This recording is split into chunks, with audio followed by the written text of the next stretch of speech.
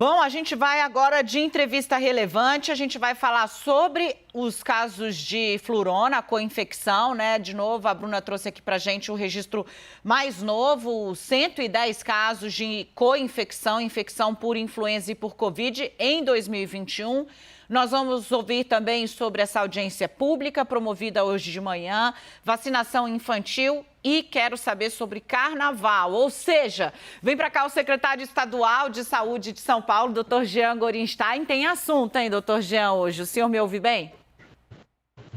Tudo bem, Dani? Um grande abraço a você e a todos os telespectadores da CNN. É sempre um prazer a gente poder estar aqui conversando e tirando dúvidas.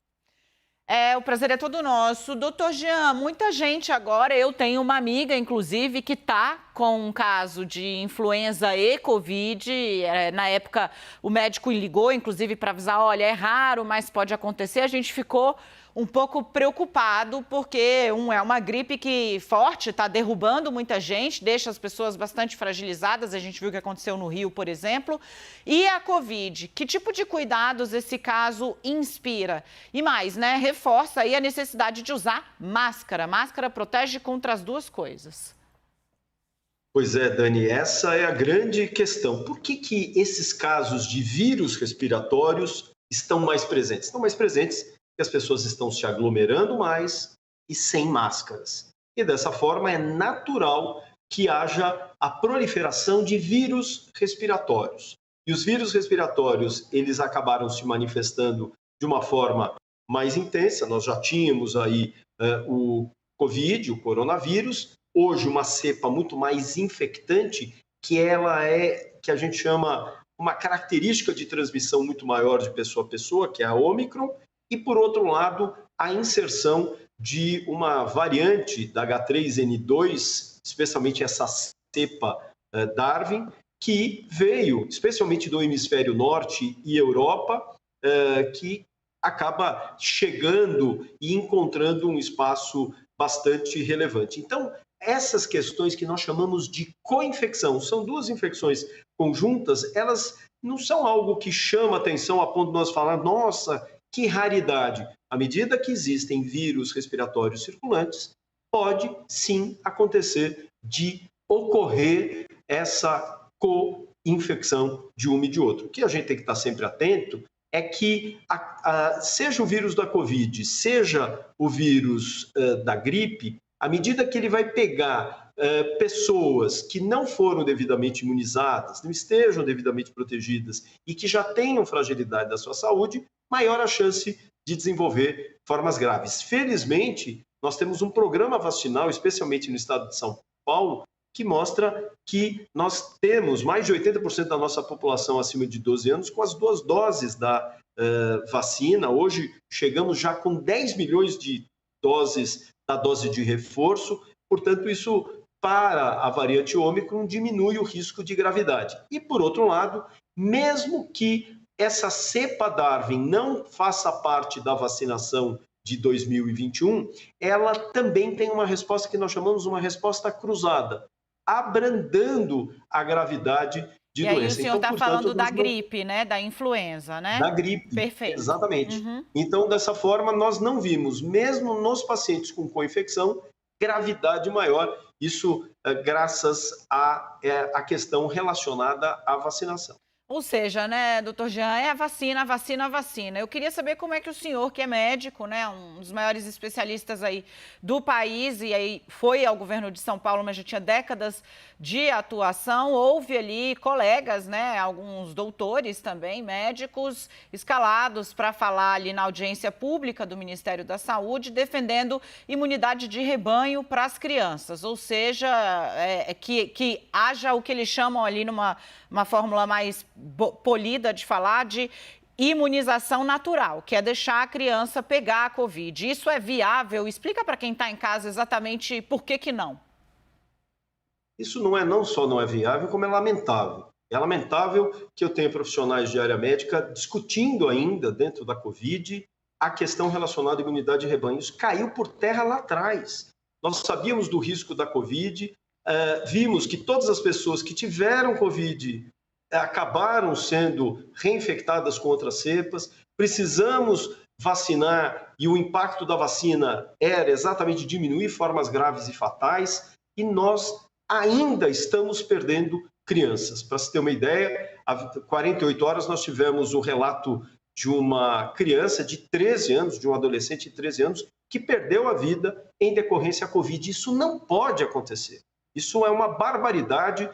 Vacinar é a única forma que nós temos de prevenir as pessoas. E, pelo próprio Estatuto da Criança e do Adolescente, ela tem o mesmo direito, ela tem que ser vacinada. É lamentável esse tipo de discussão num momento pandêmico como esse, em que a Ômicron tem repercutido em mortalidade, internação na faixa etária pediátrica, e nós já perdemos, desde o início da pandemia, lá em 2020, mais de 2.500 crianças pela própria Covid, e nós não podemos ter mortes, e principalmente de crianças. Eu convido o Yuri Pito e o Gustavo Uribe a virem participar comigo dessa conversa. Antes deles chegarem, enquanto a gente ajusta tudo, doutor Jean, a gente está olhando as decisões a respeito da realização do Carnaval. Ainda no finalzinho do ano passado, o governador da Bahia falou, olha, não tem condições, a Ômicron está trazendo já um impacto pesado para o estado da Bahia, não tem condição de fazer o Carnaval. O Rio de Janeiro deve decidir hoje, eu antecipei ontem, a tendência é fazer Sapucaí com protocolo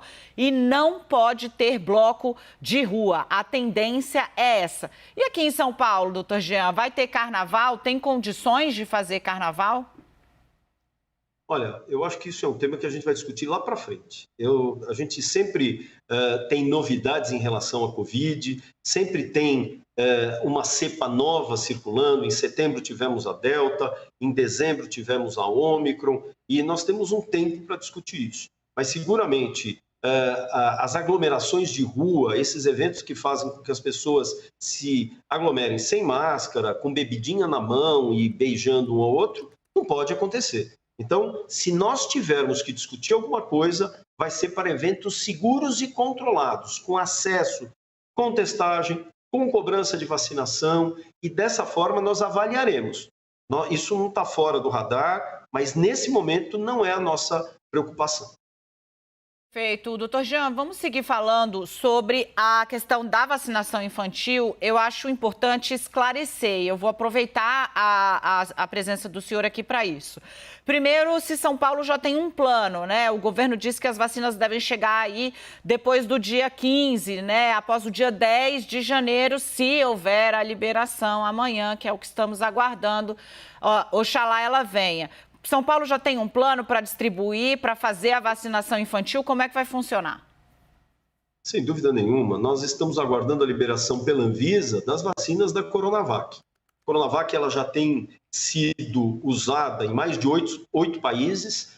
Lembrando que a campanha de vacinação nessa faixa etária no mundo são 16 países que já estão imunizando, inclusive próprios Estados Unidos, Israel, China.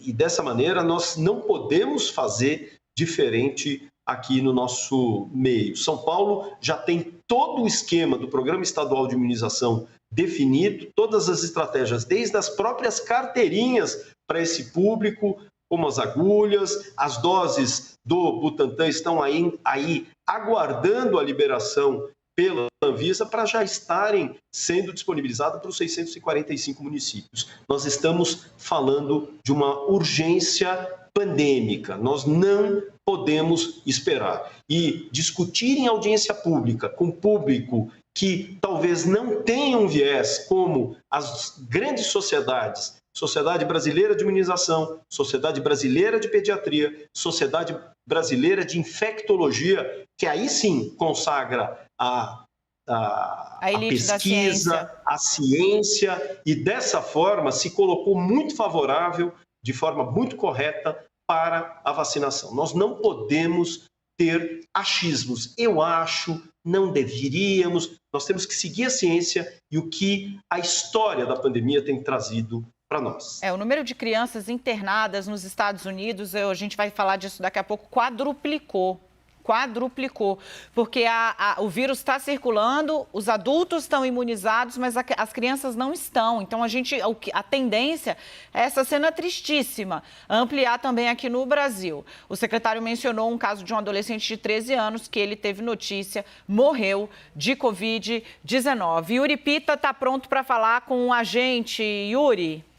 Oi, Dani, desculpa, estava aqui conversando com a Natália que eu ia entrar aqui. Doutor Jean, obrigado por estar conosco.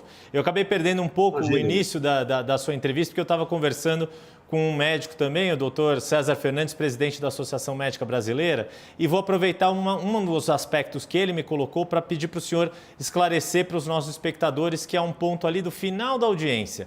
No final da audiência pública, a deputada Bia Kicis colocou ali uma sombra de dúvida sobre os eventuais conflitos de interesses que alguns dos médicos participantes ligados às sociedades brasileiras poderiam ter. E que isso é uma tradição, quer dizer, existe já todo um procedimento ético na medicina, que o doutor César estava me explicando, e considera importante deixar isso muito claro. Para quem eventualmente reveja essa audiência, vai olhar no final e aquilo ficou no ar. Queria que o senhor explicasse para a gente o que são eventuais conflitos que são colocados ali na classe médica e o que significa um médico do porte de Renato Kfouri ou Isabela Balalai ter ali um eventual conflito. O que significa isso? Significa conflito de fato, é um demérito ou ao contrário, é um mérito porque justamente por serem grandes cientistas acabam sendo procurados pelos grandes laboratórios justamente para compartilhar o seu conhecimento científico? Olha, essa pergunta, Yuri, você tem que fazer para a deputada, que se é doutora deve ser. Mas esse tipo de colocação, ela questiona a validade do nosso programa nacional de imunização. Nós temos um programa nacional que evita mortes, não só das crianças, mas de idosos e de adolescentes. A partir do momento que nós estamos contestando associações com uma outra grupo vacinal, até porque todos têm associações com esses grupos, uma vez que fazem trabalhos científicos. Lembrem-se, o Brasil usou nos seus vários hospitais, aqui em São Paulo nós temos a USP, o Hospital Emílio Ribas, o Hospital das Clínicas, o Hospital São Paulo, todos ligados a grandes universidades e a grandes nomes, que tiveram uma parceria como braços de estudos destas vacinas. E esses braços de estudo que consolidaram segurança, consolidaram eficácia e a possibilidade das nossas agências reguladoras, Agência Nacional de Vigilância Sanitária, liberar. Portanto, esse tipo de discussão, me perdoe, ela é desnecessária num momento, volto a dizer, pandêmico, quando nós deveríamos estar discutindo quando essas vacinas vão chegar. A gente sabe perfeitamente que a própria Pfizer já revelou que terá 15 milhões de doses da vacina para distribuir para o Brasil. Só São Paulo precisa 9 milhões.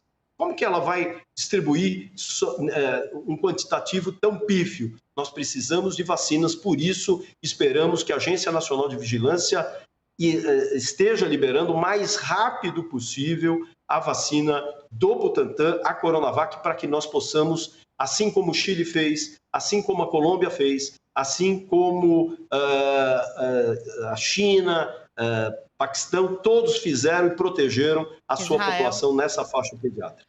Vem para cá, Gustavo Uribe, de Brasília. Boa tarde, doutor. Eu gostaria de falar com o infectologista, doutor Gorenstein. A minha dúvida é em relação a essa temporada de cruzeiros que acabou sendo adiada para o dia 22 de janeiro.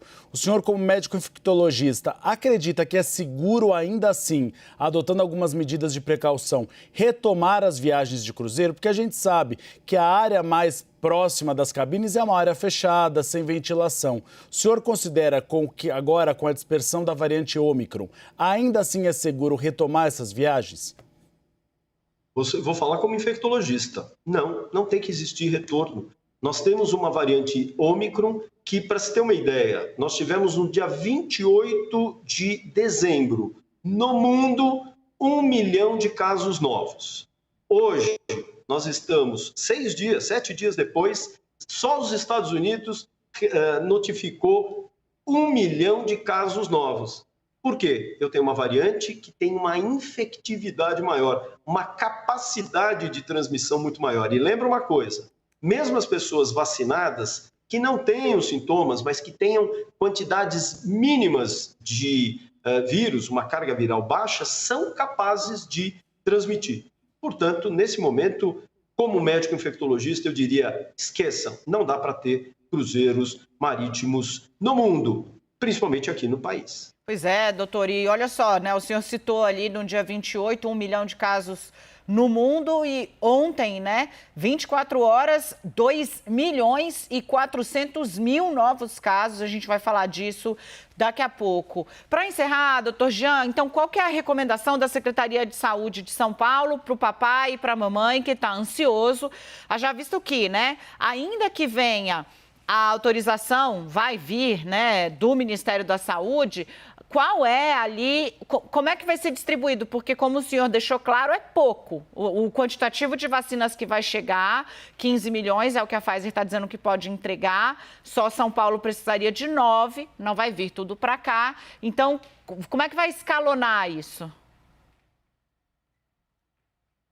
Bom, primeiro vamos aguardar a Anvisa, nós estamos aguardando nas próximas horas a liberação da Anvisa para a Coronavac. Se isso acontecer, o nosso esquema vacinal vai ser muito mais rápido, porque nós temos todo um programa já construído, consolidado e no aguardo para que a gente possa fazer essa Quantas vacinas o distribuição. Butantan poderia entregar no curto prazo? Na verdade, nós já temos de pronto mais de 4 milhões de doses da vacina. Então, isso, nesse primeiro momento, nós já teríamos um quantitativo bastante grande para já estarmos iniciando. Então, dessa maneira, vamos sim estar começando e esperamos que a Anvisa libere, faça a sua liberação, senão nós teremos que aguardar esse quantitativo da Pfizer. E lembrando, são 15 milhões distribuídos para o Brasil, os 15 milhões não virão de uma forma rápida, elas virão até março, portanto, a vacinação seria muito lenta, uma vez que a própria Pfizer não faz nenhuma negociação com o Estado. E eu quero só reforçar uma coisa e deixar muito claro. São Paulo não vai aderir à necessidade de prescrição médica. Os pais estarão levando seus filhos e estarão recebendo o imunizante quando o nosso esquema vacinal, quando o nosso programa estiver disponível para que nós vacinemos essa faixa etária. Traz o doutor Jean aqui para o nosso telão, que eu vou me despedir dele em grande estilo, né? Como deve ser. Secretário de Saúde do Estado de São Paulo, infectologista médico, o doutor Jean Gorenstein veio aqui, respondeu sobre tudo, falou absolutamente sobre tudo, como sempre faz. Doutor, muitíssimo obrigada, excelente trabalho para o senhor. Tendo novidade, volte. Muito obrigado, Dani. Vamos lembrar só uma coisa, esses vírus voltaram dessa velocidade porque as pessoas estão se sentindo muito seguras nos locais fechados, seja no encontro em família, numa confraternização, todo mundo tira a máscara, se abraça e beija. Então, pessoal, nós estamos ainda em franca pandemia e com surto também de gripe, o que faz com que os cuidados mereçam ser reforçados. Grande abraço e muito obrigado pela oportunidade, Dani, e a todos os telespectadores da CNN.